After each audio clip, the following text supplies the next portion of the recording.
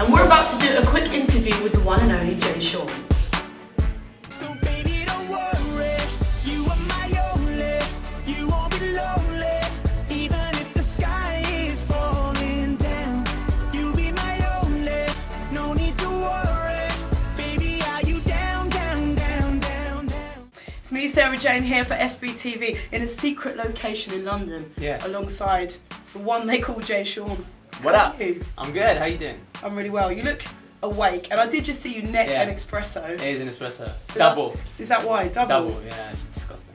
You don't like the taste of it, but you do to keep you sprightly and awake. Yeah, definitely. That's good. It's working. You've got a sparkle in your eye. Oh, thanks.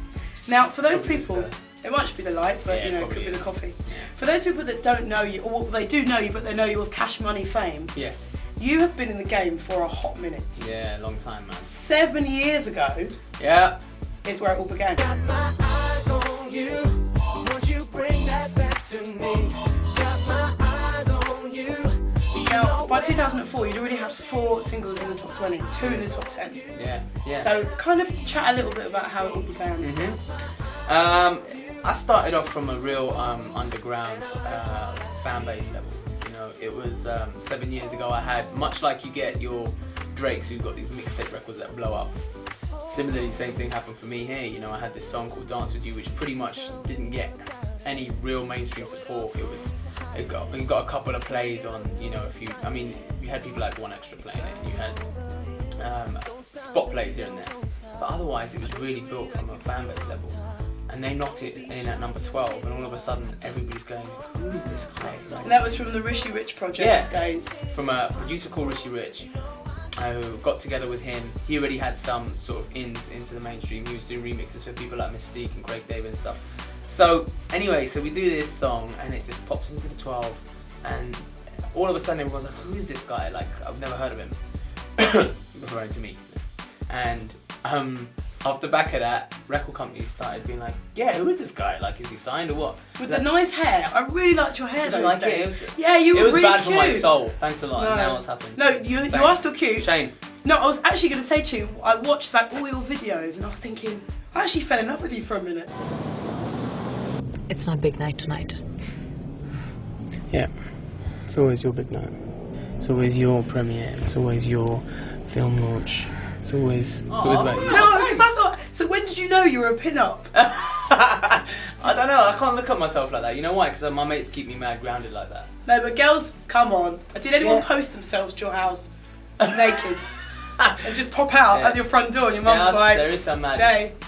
You do get madness, definitely. Girls go pretty mad sometimes, but it's that, I don't know, I don't get into all of that. I was a fat kid when I was young, man. So you're just saying that. Trust me, I will show you, there are photos. It's bad. And so when you're like that, you can't look at yourself like that, because inside you'll always feel like yeah, do you know what I mean? So anyway, so Virgin. Signed to them in 2004, solo deal. Yeah. So even though you had success with them, you parted ways. How did that make you feel? Because you then went independent. Yes, I did. That was a move where basically I kind of just thought, all right, you know, the direction that I'm going in and the direction that they wanted me to go in was definitely not the direction. It's not the music I love. Okay? Yeah. It's not the music that I wanted to make. It's not something I could be proud of. Definitely not something that I could sing and be proud of.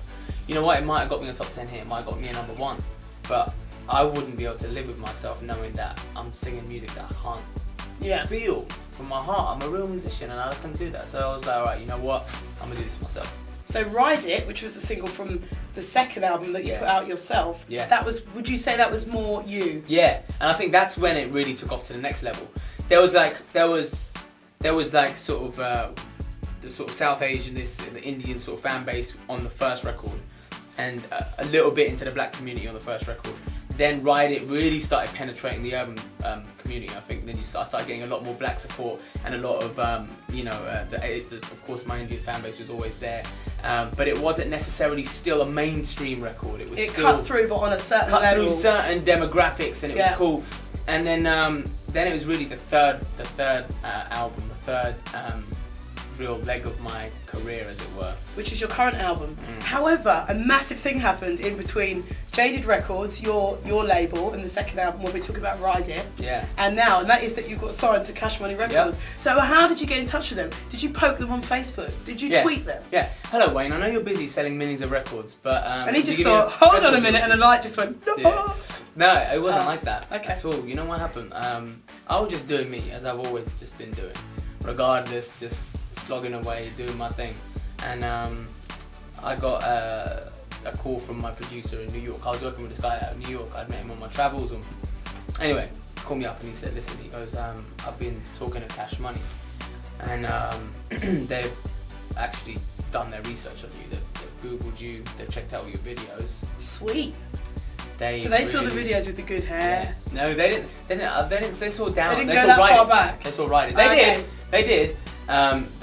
But really, it was Ride It that did it for them. Ride it, and roll alone. Ride it, just lose control. Ride it, touch my soul. Ride it. When I came into the to meet them at Miami Hit Factory, everybody in their crew, the whole entourage, knew me as Mr. Ride It. That's what they call me. What a name! Yeah, they were like, easy with that name. Yeah, that's what they said. Mr. Ride It. They didn't even know the Jay Sean. They didn't even. I was Mr. Ride It. So that was the song that resonated with them, Yes, and it that was. was the song that was more you. Mm-hmm. So you must have felt a sense of. Yeah, I did. I kept it real. Yeah. And now look at me, virgin. Haha.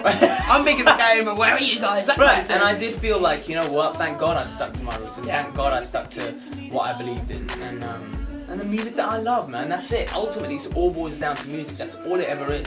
So I was like, as long as I do what I love, and I do me, then I can't really go wrong with it. Ride it, just lose control. Ride it, touch my soul. Ride it. That, you know? Yeah.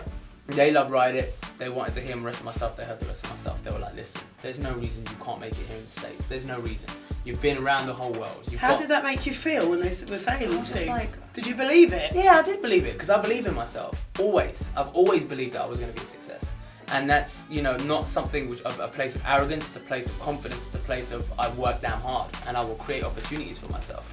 And I believe in myself. Yeah. So I knew I had Middle East. I knew I had Southeast Asia. I knew I had England. I knew I had certain other parts of the world, Far East and all that. I'd done that. I had certain parts of Europe with the second album. I didn't have America. And then they, of course, went, well, you can have America with us, because we run things in America. Yes! So I was like, oh. I feel so happy hearing this story. It's Yeah. wicked, isn't it? And it was wicked, because they wanted to see me succeed, because they saw what I did. And they sold over 1 million CDs at the back of their boot, you know what I mean? That's how they got signed in the fight. They were millionaires before they even did their deal with Universal. With that entrepreneurial, industrial spirit that Exactly. you had, That I had. with They saw Jaded. that, yeah. So, but when you first kind of hooked up with them, because I read a recent interview where Drake said that he felt a little bit intimidated because he was quite clean cut, as are you, and they're like covered in tattoos, Right. bling bling teeth, Yeah. teeth covered in diamonds. Yeah. Did you think, hold on a minute, did part of you think I need to kind of No, not at all. get my teeth grilled out? No, Okay. never. Although your watch That's is what- shiny. It's just a You've got watch. beads here, keeping it real. Exactly. You've got bling bling. Yeah, that's it. I got this, just the watch. Just and- one little. Yeah, watch on my chain, and that's it. And so anyway, the funniest thing is this: Birdman and me, and Wayne and me. You can't get more worlds apart, right? When I'm sitting here with Baby and I'm talking to him, Baby is Birdman for people that don't know, and I'm sitting here I'm talking to him. Half the time I'm saying stuff and he just keeps laughing. And I go, "What are you laughing at?" He goes, "Man, I don't know what the hell you're saying, man." He doesn't understand. And then I'll start creasing up and he'll say something and I'll go, what? I was like, I don't go, what are you talking about? So is it banter? It's brilliant, and everybody loves it, and everybody finds it hilarious because we get on so well. Because the one thing I get, that ultimately we get on. Do you know what I mean? Yeah. It's not that hard. Even though you're worlds apart in a lot of ways, there's still some kind of Just human beings. yeah, So exactly. you have So jokes. you've got the banter there. Yeah, you know, I'll have joke with him. We'll talk about music. We love the same type of music. And then he'll like, you know, he'll always be like, he goes, "Hey, yo, man, I don't want you to change, man. Don't change nothing. You know, don't change the way you speak. Don't change the way you That's dress." a good impression of him with the Yeah, mouth. I hang out here. And I'm like, he's like, don't change. Don't just, please. Isn't do it what great you that do. they just embrace you as how you are? Yeah. Do you know what I mean? He's like, yo, you gotta crank that. You gotta put that accent up. You gotta do more of that. And So you're like, 'cause hello. yeah. So then I'm walking into. So here's me now. I'm going to BT, right? And I'm thinking, I'm at BT. They go like, this is that mad urban station here, and here's this little Brit. Hello guys, hello. I'm Jay Sean. How are you? They love that though. Yeah, they did. And I was like, had I gone in there like, yo, what up, man? What up, yo, y'all cool? They would have been like, who's this fake idiot? Yeah, exactly. So you may as well turn up what's already. So I was just me. Yeah. I was just me. I don't turn it up.